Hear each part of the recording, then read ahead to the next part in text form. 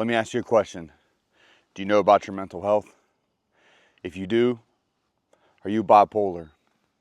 That's a big question. Sometimes it comes with a lot of stigma. Sometimes some people believe that they're just unable to kind of deal with it. And if you feel like you are, maybe this video can help. Today, I decided that I'm gonna make a video during a time when I feel like I'm in a lot of chaos going on.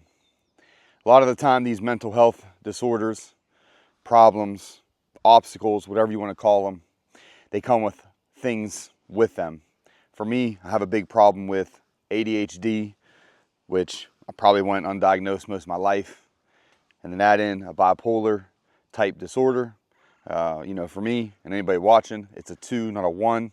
That does make a difference, especially when it comes to medication management, therapy, and how to deal with it. So for me today, my mind is chaos. That's all it is, all day today. I was all right at first. I got up, had completed a task, which a lot of the time you'll see with these types of things. Task management. If you're completing tasks, you feel a little bit better. When you're not completing tasks, you feel as though the world is closing in. You feel as though you have too much on your plate, and then you just start to ramp up thoughts.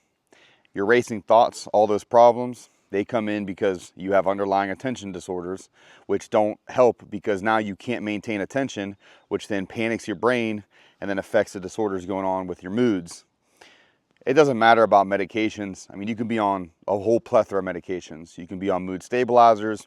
You can even just be on things that treat your depression, anxiety, things like that.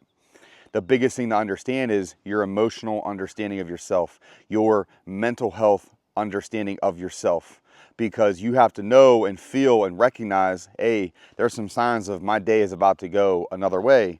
And you can fall into that. You can start to fall into a lot of the problems that are accompanying with it, such as hypersexuality. For me, big issue, where you just start to ramble off, boom, boom, boom, boom, boom, boom, boom, boom. And all those things tied together, they just start to affect your mood disorder, right? They affect the fact that you might be a hypomanic state, or you're getting there and you're gonna have a depressive underside to it. Or maybe you are super depressive right now in that mood, and yet you're trying to complete tasks to get a little bit of dopamine management to try to uplift yourself, right? And it becomes it becomes a dangerous game, because you think that what you're doing is correct because it's making you feel a little bit better and you're kind of getting out of that mood problem, when in reality you're just doing more damage, because the tasks that you're doing, they don't always equal out to be a good thing. Sometimes you think they are and they're really not. The biggest thing to have to understand about yourself is, if you don't know you have it, or if you just recently were diagnosed or understand that you might have it, are you doing anything different with your life? For me, it came to be that I understood that I had it during a significantly bad time in my life. I had lost about everything for me. I had lost so much in my life. I had damn near lost myself, and I mean completely. And I couldn't really lean on to anything. And it garnered a lot of negative feelings, Do I still have negative feelings towards those things? I do. I'm pretty hateful sometimes. I am. There's times where it creeps up and it just becomes a huge burning fire inside of you, just this hate. And hate towards people, hate towards things. Maybe things have left you because of it. It's not an excuse for what you have. It's not an excuse for the problems or obstacles that are in front of you to treat things badly or act negatively. But understand that now you have something to attach to it, to understand, okay, I think I can work through this, right? It's an obstacle that you need to get over.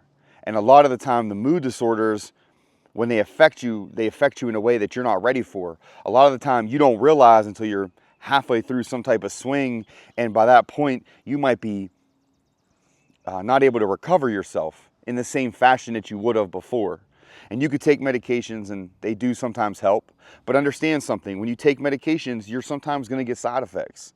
Bad ones that you just can't manage. Voice it. Be your own advocate. Let's say that you feel as though, while I'm taking medications, I'm getting very sedated. Okay, that's a normal side effect. You're sedated because it's trying to numb out certain receptors or antagonize other ones. And you just can't manage that because you're used to going at 100 miles an hour. For me, I lived life at 100 miles an hour, and there's times where my brain just starts to fire off at 100, 200, 300, 400 miles an hour, and I can't keep track of it. And it becomes a pressure, it becomes a panic. I get super anxious, I don't know what to do about it. Other emotions come out about it. Sometimes it comes out as fear, sometimes it comes out as anger, sometimes it comes out as scared, emotional, whatever, it doesn't matter. I am not able to always determine exactly what it is and define it in a simple word. I'm just not able to yet, right? Everything's a work in progress. And while you're taking your medications, you might see swings one way or the other. Give it a little bit of time and see if it makes a difference. But don't sit on meds that do harm to you. Get off them and try something different. And I'm not saying that every person always needs to be on medications either. You know, for me, therapy was a huge, huge undertaking. It took a lot. I went through a couple therapists, so I found a really, really good one that had brought in a lot of things that I could bring in for myself, from my past, things that occurred, you know, very non-judgmental, things like that. That seemed to be the biggest step for me. But again, those are only once every 2 weeks, maybe once a week, depending on where you're at in your obstacle management, right?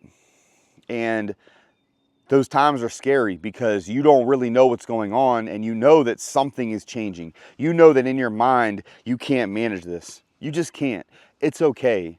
Is there a way to deviate yourself in a way to try to get over the hump, to see if you can get yourself into a more manageable level of emotions, manageable level of mood, right? And that could come in form of anything, right? Sitting down, going for a drive, writing things down. If right now you have 100 things on your mind, hurry up, write them down. Boom, boom, boom, boom, boom, boom, boom, boom. Okay, what's the most important things? What can you do right now? If you can't do something right now and you can't do it for a week or two, cool, you need to scratch it off. Scratch it off, man. And every day make a new list and say, okay, all right, okay, yep, today's this, today's this. It'll help you manage that, because a lot of the time that pressure coming from the back end of all these tasks that you become oriented in, which is how a lot of that is with regard to the bipolars and the ADHD, that if you're not hammering tasks out, that you feel like you just aren't doing enough. You're not doing what's meant for you. You're not doing enough to feel successful. You're not doing enough to feel needed. You don't feel like you're accomplishing enough, and it just starts to tear you down, right?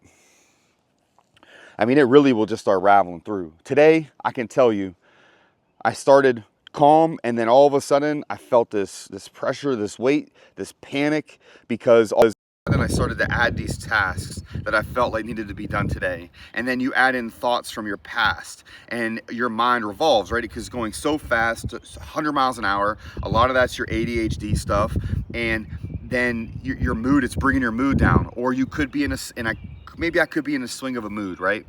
I could be. Just started a new medication recently, and it's been a little bit tough kind of managing it with regard to being tired and things like that. And you just need to hammer through.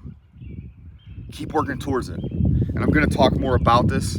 And, you know, I don't know, maybe my mic might have died out, but if it did, I apologize. But we're going to keep pushing through this, and we're going to try and talk about this further on another day. And if I'm having a bad day, I'd like to try to start to, you know, record that for my own self, just so that I understand, hey, what's going on? What do I look like? What do I feel like?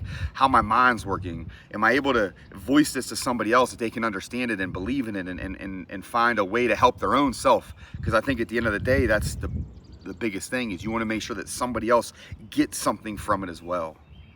So appreciate y'all, man. Just keep at it, man. Steady pressure.